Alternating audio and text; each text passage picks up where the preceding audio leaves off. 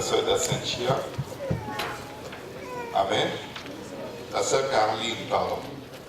La sœur Carline d'Élise. Si la famille peut s'avancer avec le bébé qu'on va dédier au Seigneur. Nous avons une dédicace de bébé après quoi ce sera le temps de la parole de Dieu. Amen. Si vous pouvez vous lever en ce moment et vous tourner vers 2 ou 3 personnes et leur dire je suis content de te voir dans la maison du Seigneur. Amen. Alléluia.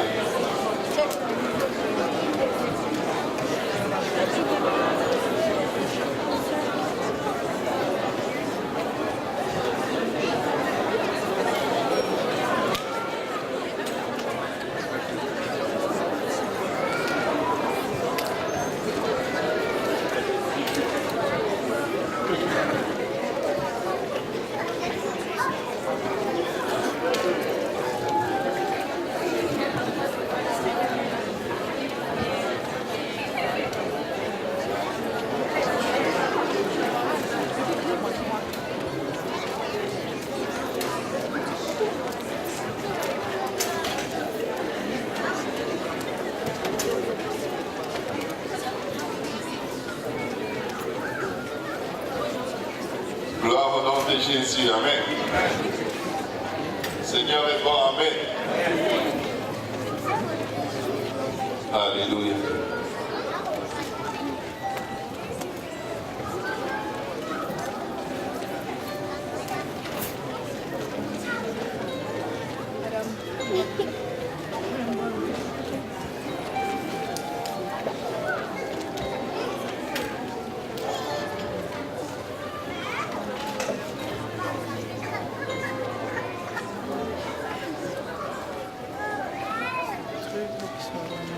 Gloire au nom de Jésus. Alléluia. Aujourd'hui, une fois de plus, nous voulons dédier un enfant au Seigneur. Amen. Donc aujourd'hui, nous venons dédier l'enfant, le petit Kevin Sabatini Philippe, de la part de son père Jean Sabaël Philippe et sa maman Marie Chilin d'Oresta. Alléluia. La naissance d'un enfant est toujours un événement majeur dans le ciel. Quelqu'un va dire comment ça dans le ciel. Quand Jean-Baptiste allait naître, c'est un ange qui est venu annoncer sa venue. Quand le Seigneur Jésus allait naître, un ange a annoncé sa venue. Quand Samson allait naître, un ange encore est venu annoncer sa venue. Quand on parcourt les Écritures, on peut remarquer avec beaucoup d'étonnement comment le Seigneur a déjà un projet. Il a un agenda bien particulier pour chaque enfant qui naît sur la face de la terre. Et même si aujourd'hui les parents de Kevin ne peuvent pas se souvenir, je sais qu'à un moment Dieu leur a promis cet enfant. La Bible dit Dieu nous parle tantôt d'une manière, tantôt d'une autre, mais on n'y prend pas égard, on oublie. Mais un jour, on va se rappeler, waouh, quand j'avais 12 ans, j'avais eu tel rêve. Ou quand j'étais petit, on m'avait dit ceci. Et voilà, ça s'est accompli dans ma vie. Et c'est toujours un honneur pour nous d'amener un enfant que le Seigneur a donné dans sa présence afin de le dédier à Dieu. Amen. Aujourd'hui, nous venons reconnaître l'acte noble des parents de Kevin qui veulent le consacrer à Dieu parce qu'ils comprennent la valeur et l'importance de la présence de Dieu dans la vie de leur enfant. Comme vous allez le constater, aujourd'hui nous n'allons pas baptiser Kevin, mais nous allons le présenter à Dieu. L'église primitive, la première église ne baptisait pas les enfants. Parce que pour qu'un enfant soit baptisé, ou pour qu'une personne soit baptisée, il y a 2 conditions préliminaires. Il faut que la personne ait la foi et il faut que la personne ait la repentance. Mais je peux vous promettre aujourd'hui que je peux prêcher le ciel et la terre, l'enfer, l'abîme, le déluge à Kevin. Il va rester aussi tranquille qu'il l'est. peut pas avoir la foi. Parce que ça prend la compréhension pour avoir la foi. Amen. La foi vient de ce qu'on entend, et ce qu'on entend vient de la parole de Dieu. Mais je sais aujourd'hui que ses parents ont la foi pour lui. Et c'est pourquoi ils se sont approchés du trône de la grâce avec l'héritage de l'Éternel, afin que la main de l'Éternel soit sur cet enfant, de son enfance, jusqu'à ce qu'il accomplisse les desseins de Dieu pour sa vie. Alléluia. La Bible dit dans le psaume 127, verset 3, « Voici, les fils sont un héritage de l'Éternel, le fruit des entrailles est une récompense. » Amen. Tout enfant est un don de la part de Dieu. Tout enfant est un don de la part de Dieu. Tout enfant est un don de la part de Dieu. C'est pourquoi l'Église de Dieu ne croit pas aux interruptions de grossesse. Amen. Salomon a réglé cette question lorsque deux femmes réclamaient la maternité d'un enfant. Parce que l'une s'était couchée sur son enfant, il est décédé. Et elle a pris l'enfant de sa voisine qui avait accouché. Et les deux prétendaient, c'est mon enfant. L'enfant qui est mort, c'est ton enfant. Chacun disait la même chose. Elles sont allées devant le roi Salomon. Le roi Salomon a dit, ok, on va voir. Il a dit, apportez un couteau, apportez l'enfant, on va diviser l'enfant. Et pendant qu'une criait, non, ne faites pas de mal à l'enfant, donnez-lui l'enfant. L'autre disait, non, c'est correct, coupons-le. Devinez qui était la mère de l'enfant. C'est celle qui ne voulait pas qu'on fasse du mal à l'enfant. Si les parents de Kevin sont là aujourd'hui, c'est parce qu'ils ne veulent pas qu'on fasse du mal à Kevin. C'est parce qu'ils veulent qu'il grandisse avec la protection, la grâce, la faveur, la marque de Dieu sur lui. Ils veulent que l'ange de Dieu campe autour de lui et le défende contre les choses visibles, contre les choses invisibles. Ils veulent que leur enfant réussisse dans toutes ses voies. Ils veulent qu'il grandisse avec la faveur de Dieu et la faveur des hommes. Ils veulent que leur enfant, tout ce qu'il touche, réussisse. Ils veulent qu'il adore le Seigneur. Ils veulent qu'il connaisse Dieu. Ils veulent que cet enfant chante pour Dieu. Ils veulent que cet enfant soit un sujet de joie et d'allégresse pour leur cœur. Ils veulent que cet enfant soit un sujet de consolation. Et il en est de même pour tous les parents dans ce lieu. Quel est le parent qui regarde son enfant avec le souhait que son enfant soit le dernier des derniers? Personne. Personne ne regarde son enfant en souhaitant qu'il ait un handicap. Personne ne regarde son enfant avec quelconque pensée négative. Amen. Amen. Amen. Mais je vais vous dire qu'il peut pourvoir dans tous ses besoins. Jésus. Jésus. Il est la réponse à tous nos besoins. Mais Dieu nous a donné des enfants et il a donné des enfants à Abraham afin qu'Abraham leur enseigne un principe fondamental de la parole de Dieu. Dans Deutéronome 6, versets 4 à 9, la Bible nous rappelle que nous devons enseigner ce principe fondamental à nos enfants. La Bible dit, écoute Israël, l'Éternel, notre Dieu, est le seul éternel. Que quelqu'un dise le seul éternel. Tu aimeras l'Éternel, ton Dieu, de tout ton cœur. Que quelqu'un dise de tout ton cœur. De toute ton âme. Et de toute ta force. Et regardez ce que le verset 6 dit. Et ces commandements que je te donne aujourd'hui seront dans ton cœur. Que quelqu'un dise dans ton cœur. Tu les inculqueras à tes enfants. C'est la responsabilité des parents d'inculquer les commandements de Dieu à leurs enfants. Amen. Certains parents vont dire, je vais amener l'enfant à l'église, comme ça il va aimer Dieu. L'enfant ne peut pas aimer Dieu, même si tu l'amènes à l'église, alors qu'à la maison tu ne lui présentes pas Dieu. La Bible ne dit pas que l'église inculquera Dieu aux enfants, mais c'est les parents qui inculqueront la crainte et la connaissance de Dieu à leurs enfants. Amen. Ça, c'est la responsabilité des parents. Amen. C'est pourquoi certains enfants sont confus lorsque On les force d'adorer Dieu dans le sanctuaire, alors qu'à la maison, personne n'adore Dieu. On les force de prier à l'église et se tenir tranquille, alors qu'à la maison, personne ne prie et tout le monde est oh là là. Amen. Ils ne comprennent pas, ils se disent qu'il y a un problème. Amen.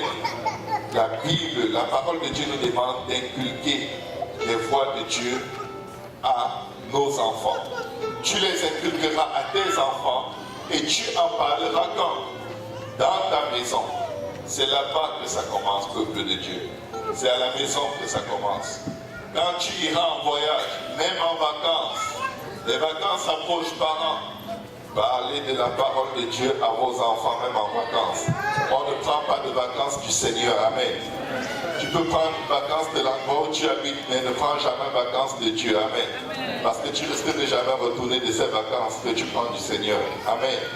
Il n'y a pas de vacances avec Dieu. Amen. Quand tu iras en voyage, quand tu te coucheras et quand tu te lèveras, du matin au soir. Amen. Nos enfants ont besoin d'entendre la parole de Dieu. Ils ont besoin de nous entendre prier. Nous avons besoin de nous entendre adorer Dieu. La Bible dit, tu les liras comme un signe sur tes mains. Quoi? Les commandements. Et ils seront comme des fantômes entre tes yeux. Tu les écriras sur les poteaux de ta maison et sur tes portes. Amen. Le Proverbe 22, verset 6, réitère l'importance d'enseigner à nos enfants. Et il est écrit dans le Proverbe 22, verset 6, instruis l'enfant selon la voie qu'il doit suivre. Et quand il sera vieux, il ne s'en détournera pas. Mes frères et mes sœurs, je viens vous donner le secret de la vie spirituelle de nos enfants. Instruisons-les.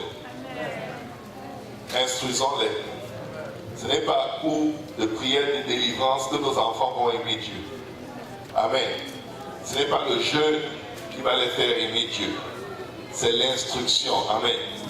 C'est l'instruction. Le Seigneur s'intéresse à nos enfants.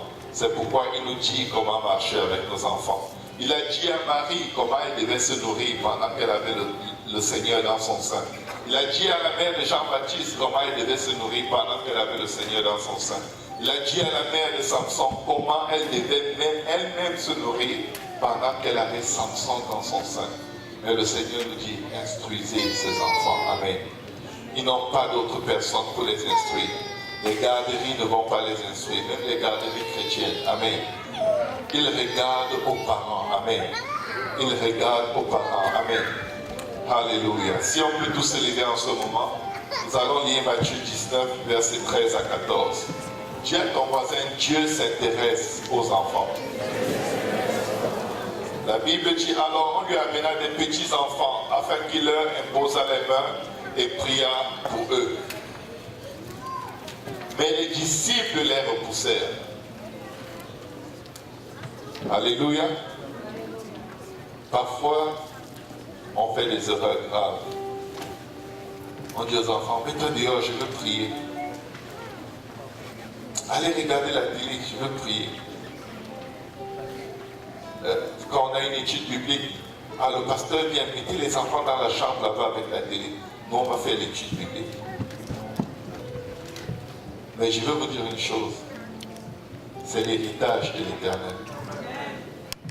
Ne faisons pas comme les disciples. Ils ne savaient pas ce qu'ils font. Et même nous, des fois, on ne sait pas ce qu'on fait. Quand il y a quoi que ce soit qui implique le Seigneur veut que les enfants soient devant. Quand on exclut les enfants de la présence de Dieu, quelqu'un d'autre les instruit dans des voies qui ne sont pas celles de Dieu. Parfois, les parents sont frustrés parce que leurs enfants se font baptiser au nom de Jésus. Parce que leurs enfants donnent leur vie au Seigneur. Tu n'as pas besoin de ça. Ils parlent mal contre l'évangile. Parce qu'ils veulent contrôler tout dans la vie de leurs enfants. Mais parents, nous nous tiendrons un jour devant Dieu. Et nous ne dirons pas les enfants ont choisi eux-mêmes de ne pas te suivre, Seigneur. Parce que les enfants ne choisissent pas quand il s'agit de l'école. On les bastonne, tu vas aller à l'école. Quand tu es dans ma maison, tu vas à l'école. Quand c'est Dieu, ah non, il ne faut pas forcer les enfants. Quand ils seront grands, eux-mêmes vont faire leur choix. On est les libres. On est né libre quand il faut chercher Dieu, mais on n'est pas né libre quand il faut aller à l'école. On n'est pas né libre quand il faut ranger sa chambre, quand il faut faire ses devoirs. On a la pression. Si tu ne fais pas tes devoirs, tu ne manges pas. Si tu ne pries pas, tu ne lis pas la Bible. C'est pas grave. C'est pas grave. Dieu comprend. Alléluia. Et même que si nos enfants ne font pas leurs devoirs, ils auront 0 à l'école. Si on ne leur montre pas les voies de Dieu, ils auront 0 devant Dieu. C'est tellement logique, c'est tellement simple. Et Jésus leur dit, laissez les petits enfants et ne les empêchez pas de venir à moi, car le royaume des cieux est pour ceux qui leur ressemblent. Dieu nous demande de ressembler aux petits enfants. Certainement, les parents désirent la bénédiction sur leurs enfants. C'est pourquoi ils les amènent pour les présenter à Dieu, en dédicace au Seigneur, comme aujourd'hui avec Kevin et ses parents. Mais le canal que Dieu va utiliser pour bénir Kevin, ce sera ses parents. Kevin va grandir dans la sagesse. Kevin va grandir dans la connaissance de Dieu, la crainte de l'Éternel. Kevin va prier pour ses parents et Dieu va les guérir. Kevin va prier pour ses parents. Son père aura des augmentations salariales. Kevin va prier pour sa mère et tout ce que ses mains vont toucher vont prospérer. Kevin va être un enfant qui reflète la puissance et la gloire de Dieu. Pour chaque parole de ses enfants, que ses parents vont mettre dans son cœur, ses parents vont mettre la semence. Et cette semence portera des fruits qui demeureront jusqu'à la vie éternelle. Et chaque parent ici a l'opportunité de vivre cette même expérience. Comme la mère de Samuel a dédié son enfant à Dieu, aujourd'hui nous allons présenter Kevin au Seigneur de la part de son frère Philippe, de sa maman Chelène.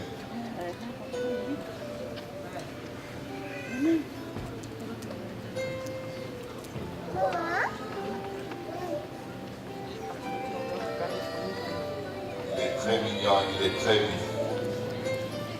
Il se demande qu'est-ce que c'est. C'est un des micros avec lesquels tu vas prêcher dans quelques années. Alléluia. Alléluia. Si on peut tous élever nos voix, nous allons pendant ce temps, mes collègues, ministres vont prier pour les parents. Alléluia. Et la famille est témoins. Éternel des armées, dans le nom de Jésus, il n'y a point d'autre Dieu que toi. Nous venons te présenter Kevin aujourd'hui avec ses parents, Seigneur, avec toute sa famille, tous les témoins et tous ceux qui les accompagnent. Papa, dans le nom de Jésus, nous élevons cet enfant devant le trône de la grâce, afin que chaque jour, chaque heure, chaque minute, chaque seconde de sa vie soit couronnée de ta puissance et de ta gloire. Papa, je viens maintenant invoquer la puissance du sang de Jésus pour effacer tout acte dont les ordonnances le condamneraient et le subsisteraient contre lui. J'ordonne que cet enfant vive devant toi, Seigneur. J'ordonne dans le nom de Jésus-Christ que tout ce qui touche prospère. J'ordonne que tes anges puissants armés d'épées de feu campent autour de lui, de la maison de ses parents. Les combats pour eux, les combats visibles et invisibles. J'ordonne, Éternel des armées, que chaque fois que cet enfant ouvrira la bouche, que ta présence descende, Seigneur, dans la maison, dans tout lieu où il se trouvera. J'ordonne que tes oracles, Seigneur, soient sur ses lèvres et qu'il prêche, Seigneur, sans crainte ni faveur. J'ordonne dans son cœur, dans sa pensée, Seigneur, un esprit de crainte de l'Éternel et d'intercession en faveur des âmes perdues et de sa famille. Père, je prie que ta main soit sur lui comme elle était sur Jean-Baptiste, comme elle était sur Samson, Seigneur, pour l'utiliser, Seigneur Jésus, et permettre, Éternel des armées, que sa vie, Seigneur, soit un témoignage pour sa génération, Seigneur. Je te bénis, Seigneur, je bénis, Seigneur, ses parents. Je bénis leurs entreprises, je bénis leur cœur, je bénis leur mariage dans le nom de Jésus. J'ordonne dans le nom de Jésus que nul ne crée le moindre désordre dans cette famille, Seigneur, que tu as bâtie. Nous te bénissons, nous t'exaltons, nous te louons, nous te prions, donne la sagesse, la crainte de l'Éternel aux parents, afin que chaque parole, chacune de leurs actions soit dirigée, non pas dans le sens de donner un exemple à Kevin. Nous te disons merci, Seigneur, au nom de Jésus-Christ. C'est le peuple de Dieu dit au nom de Jésus-Christ. Amen.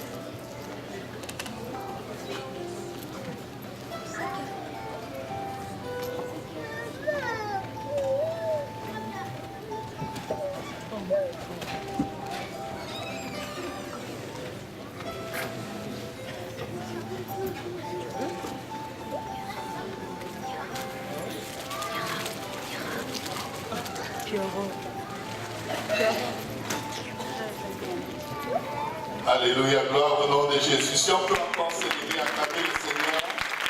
Alléluia, nous connaissons la main de 2-3 personnes que vous ne connaissez pas par le nom. Amen. Et vous pouvez leur dire, je m'appelle Robert. Comment toi tu t'appelles?